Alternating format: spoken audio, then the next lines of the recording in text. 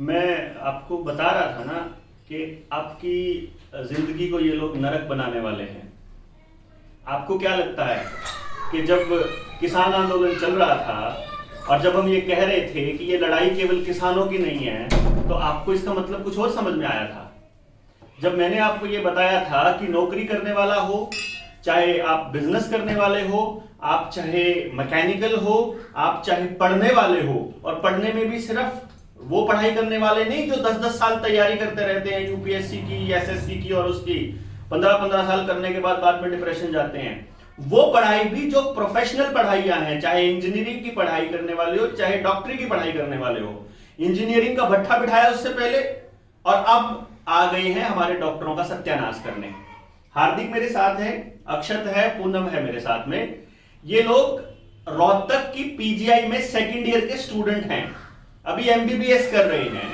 और अगर आप लोगों को पता चले, जब आपको ध्यान होगा 2020 में मैंने आपको बताया था कि ये बॉन्ड नहीं है, ये लोन में कन्वर्ट होने वाला है। जो 40 लाख रुपया 4 साल में, अगर कोई बच्चा 40 लाख रुपया दे के डॉक्टर बनेगा, तो आपको सुरक्षित और सेफ रखने के लिए बनेगा क्या? वो चाहेगा कि आप उसके अस्पताल में जाओ और जाते ही ठीक हो जाओ? वो चाहेगा कि आप बीमार रहो कॉन्टिन्यूसली? वो चाहेगा कि आपको फार्मा लॉबी का, उस पूरे मेडिकल माफिया का गुलाम बना के रखे जिंदगी भर? तभी उसकी रोजी रोटी चलेगी, तभी उसको 40 लाख ब्याज समेत पूरे होंगे।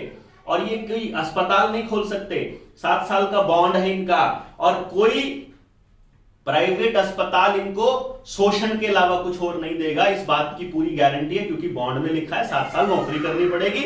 नौकरी वहां करनी पड़ेगी जहां उनको सरकार कहेगी या भेजेगी, यहां तक कि नौकरी मिलेगी नहीं, क्या पता, ऐसा पॉसिबिलिटी है, ये भी बहुत क्लियर है। ये पूरी जानकारी के लिए तो हम हार्दिक से, अक्षत से और पूनम से बात करते हैं। ये हमें बताएंगे कि कल इनका प्रोटेस्ट है। जैसे मैं अगर आपको बताऊं, आज तारीख हो गई 31 और कल है 1 तारीख, 1 नवंबर है, और कल है हरियाणा दिवस के मौके पर 2 तारीख को भी प्रोटेस्ट होगा इनका। 2 तारीख से मेरे ख्याल इनके एडमिशंस चालू हो रहे हैं, नई जो बैचेस हैं उसके एडमिशंस, उनकी फीस लूटना शुरू करी है उन लोगों ने। अब वो ये कह रहे हैं कि अब ये बॉन्ड को कोई चक्कर नहीं है, अब तो 10-10 लाख रुपए जमा कराओ, आप लोग पैसे जमा करा करके तब आपको एडमिशन मिलेगा।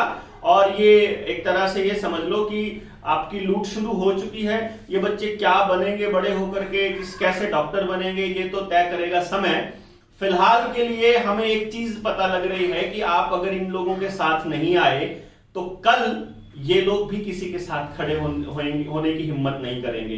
क्योंकि जब इनको लगेगा कि जब समाज ने हम लोगों को अकेला छोड़ दिया था, वो अब हम समाज के बारे में क्यों सोचें। तो मैं ये गुजारिश करता हूं, जनता सरकार मोर्चा के जितने साथी रोहतक और आसपास के एरिया में हैं, कल इस प्रोटेस्ट को ज्वाइन करें, इनका साथ दें, और जितने लोग हैं बाकी के साथी वो भी साथ में आए। जितने मीडिया के लोग हैं वो लोग भी इन लोगों के समर्थन में खड़े हों, आकर के इनको कवर करें, इनकी बात समाज के सामने रखें, इनको बताएं कि ये लोग कितना प्रताड़ित किए जा रहे हैं, कितना एक्सटॉर्शन हो रहा है, कितना बुरा हाल हो रहा है। इसके बारे में पूरी बात अक्षत आपको बताएंगे। अक्षत, एक बार जरा बताइए कि मसला क्या है, कि आपके साथ में जो ये बॉन्ड साइन किया था और जो आपका प्रोटेस्ट का मतलब क्या है, आप क्यों प्रोटेस्ट करना चाह रहे हैं?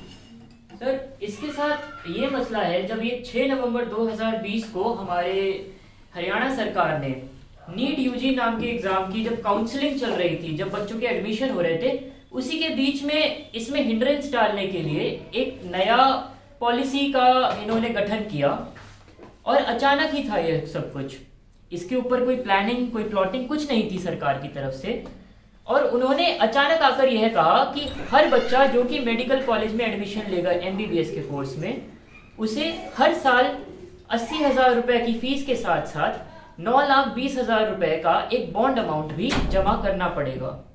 यह बॉन्ड अमाउंट वो बच्चा 2 तरीके से जमा कर सकता है, या तो वो अपनी खुद की जेब खाली कर सकता है और इसको जमा करे सरकार के बैंक में, सरकार के ट्रस्ट में, या फिर वो जो हमारी अथॉरिटीज हैं, डीएमईआर हरियाणा है, वो हमें बैंक प्रोवाइड कराएगी और वो बैंक हमें लोन आगे लेने में हेल्प कराएगी। ये सब गलत है, क्योंकि सुप्रीम कोर्ट का यह मानना है कि कैपिटेशन फीस नाम की जो चीज है वो कंप्लीटली गलत है, वो स्टूडेंट्स के हित में नहीं है, तो उसे सुप्रीम कोर्ट ने बैन कर दिया था। परंतु ये जिस तरीके से लागू की जा रही है, यह एक दंड है और सरकार इसके अधीन आती है। साथ ही साथ इन्होंने हमें 7 साल तक के लिए बांध दिया। जैसे कि सर ने हमें बताया था कि अगले 7 साल तक हमारा कोर्स कंप्लीट होने के बाद यदि हमने इनसे लोन लिया है, यदि हमने किसी बैंक से लोन लिया है, तो सरकार वो लोन हमारा तभी माफ करेगी, तभी हमारी तरफ से चुकाएगी यदि हम उनके अधीन रहकर सरकारी नौकरियां करते हैं। इसके ऊपर हवाला देते हुए हमारे सीएम मनोहर लाल खट्टर जी ने यह हवाला दिया कि इस स्टेट में डॉक्टर्स की कमी है, पीएचसी सीएचसी में डॉक्टर्स की कमी है। पर मैं इसी सरकार से पूछना चाहता हूं कि क्या पिछले कई सालों में इन्होंने इतनी वैकेंसीज निकाली हैं? हर साल 610 बच्चे सिर्फ इन 4 गवर्नमेंट मेडिकल कॉलेजेस से निकलते हैं। साथ ही साथ यहाँ पर 6 मेडिकल कॉलेजेस प्राइवेट के और सेमी गवर्नमेंट के मिलाकर हैं।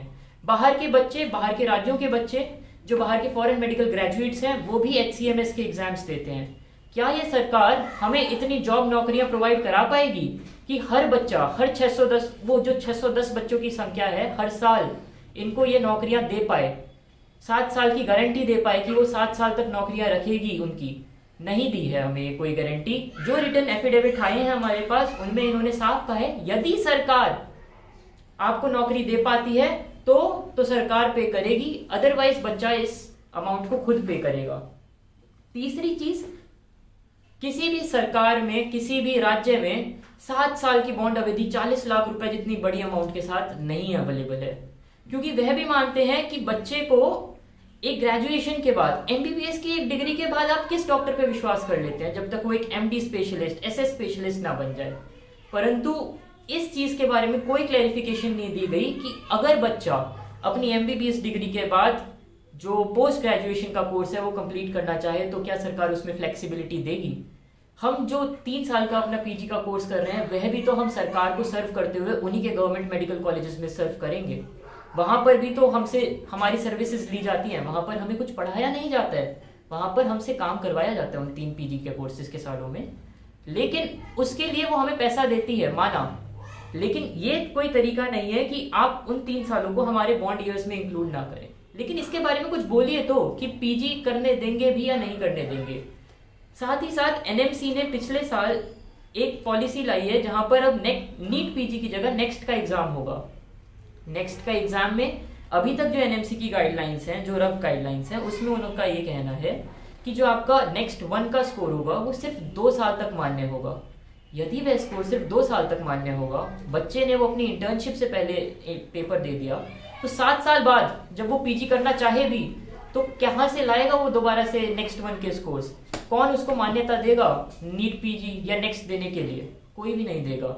तो वह सिर्फ एक MBBS डिग्री के साथ घूमता हुआ, जैसे इंजीनियर्स आज के समाज में घूम रहे हैं, इसी तरीके से डॉक्टर्स भी आपको घूमते हुए मिलेंगे, जो कि आपके इलाज के लिए, आपके किसी भी सहायता के लिए आगे आने से डरेंगे, क्योंकि उनको उतना नॉलेज नहीं होगा, उतना ज्ञान नहीं होगा कि वो आपको सर्व कर सके।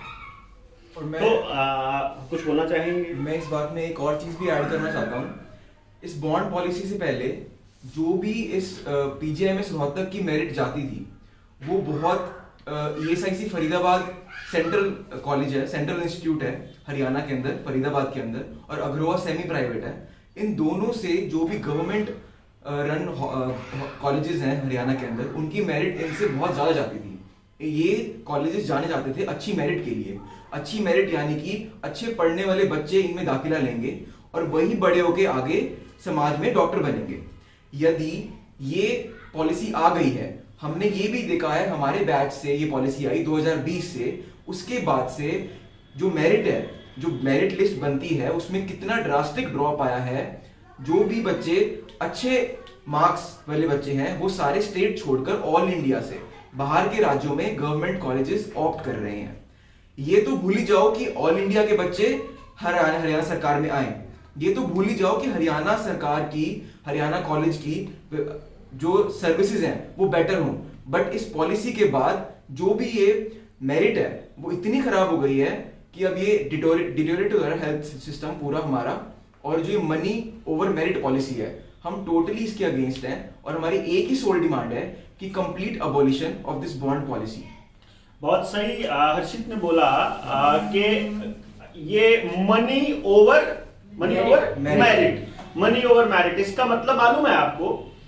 जैसे कि आपने ध्यान दिया हो, जनता सरकार मोर्चा की पहले दिन से एक डिमांड रही है, शिक्षा, स्वास्थ्य और न्याय, इन 3 प्रणालियों में पैसे का लेन देन नहीं होना चाहिए। जो भी व्यक्ति इसके अंदर आता है उस आदमी को मानदेय मिले, उसके लिए सारे इंतजाम सरकार करे, उसके बच्चों की पढ़ाई, बाकी जितनी जरूरतें हैं वो पूरी करे समाज, सरकार मतलब समाज, यानी। लेकिन इन 3 प्रोफेशंस के अंदर केवल वो लोग आए जो इंटरेस्टेड हैं।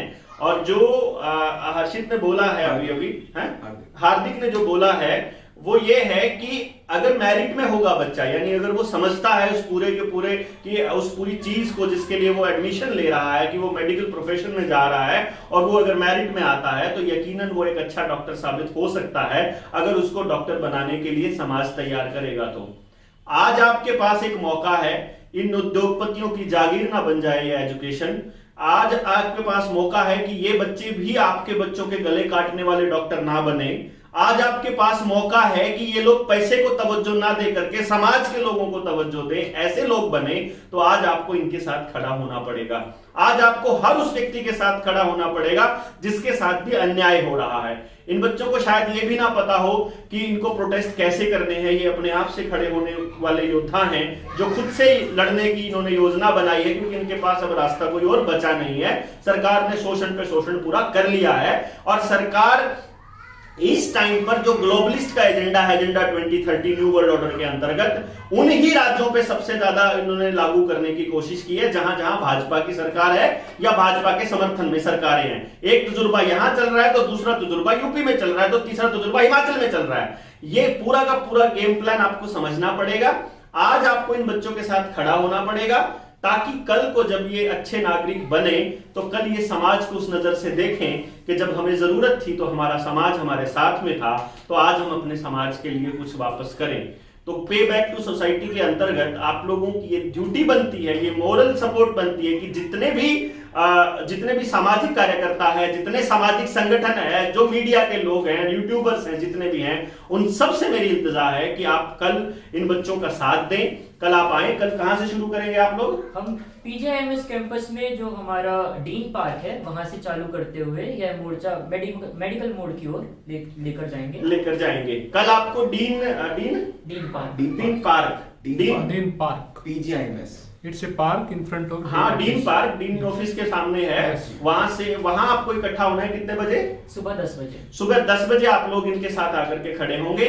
और कल के मोर्चे के बाद में परसों का जो मोर्चा होगा उसको बड़ा लामबंद करेंगे। मैं भी आऊंगा परसों के मोर्चे में। कल मैं किसी कारणवश में नहीं आ पाऊंगा, क्योंकि दूसरी व्यवस्थाएं हैं दूसरी जगह पर। परसों की मैंने अपनी सारी मीटिंग्स कैंसिल कर दी हैं। तो आप लोग जो जनता सरकार मोर्चा के लोकल साथी हैं वो कल आप पहुंच के इन साथियों का, इन योद्धाओं का साथ देंगे, पीछे खड़े होंगे। लड़ाई ये लोग लड़ेंगे, इनकी लड़ाई है। हम लोग इनको कोई नुकसान ना पहुंचे उसके लिए बैकअप पे तौर पे होंगे। और आप लोगों को किसी भी तरह की समस्या होती है तो हमारे साथी वहां पर होंगे, और परसों को हम लोग भी आपके साथ आएंगे। बाकी सब लोगों से भी गुजारिश है कि आप इन साथियों का जितना हो सके उतना साथ दीजिए। कल को आपके बच्चों की लड़ाई में ये आपके साथ होंगे।